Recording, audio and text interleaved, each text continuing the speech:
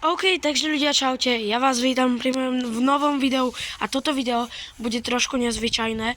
Áno, sme vonku a tuto vidíte moje aktuálne odpalovacie miesto. Vidíte, je to jedna takáto pomerne malá doska, čo ja viem, koľko môže mať. Neviem, 75-80 cm krát, ja neviem, 10-15, hej.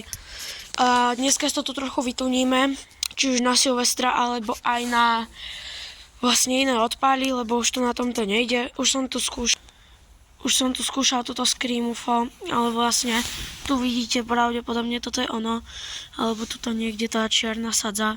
Hej, vlastne ono jak bolo tu, a ja som ho zapálil, tak on sa normálne roztočil, rozrotovalo, a jak to mal vyletieť, tak to vlastne spadlo sem do trávy, hej, takže to nedopadlo moc dobre.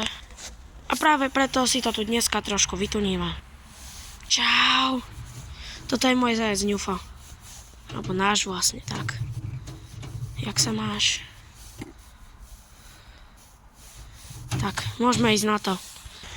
Takže ako prvé som sa rozhodol, že tu dosku si takto do hornej strany, vlastne tu dáme ďalšiu, tuto hore, tak poďme na to. Tak, to už by sme mali z prvej časti zväčšené. Vidíte, už tuto budeme dávať zatiaľ do stredu, už to tu je z tejto strany. Teraz dáme druhú na túto stranu dolnú. Tak, máme to tu aj z dolnej strany, tým pádom nám tu vzniklo toto. Hej, tak toto vyzerá z diaľky, takže celkom v pohode. Nedá mi to proste. Potom ešte keď tak na kompakty, tak tu máme vlastne toto. Hej. No, ale ďalej, aby napríklad nejaká Tasmania nevyletela z nejakej strany, to už premyslím, ako to urobím, tak si tam a čo do najviac strán skúsim dať ešte niečo, aby to vlastne nevyletelo. Tak, to už by sme mali urobené takto.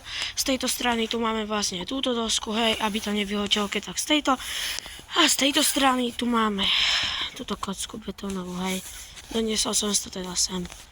A takto zaujímavo vyzerá to jak nejaké sánky, že tam máš to operadlo, tu máš, chápeš, to také vyvýšené a hen tam máš ešte ten vredok, tak jak sánky to vyzerá, kámo, skúsime.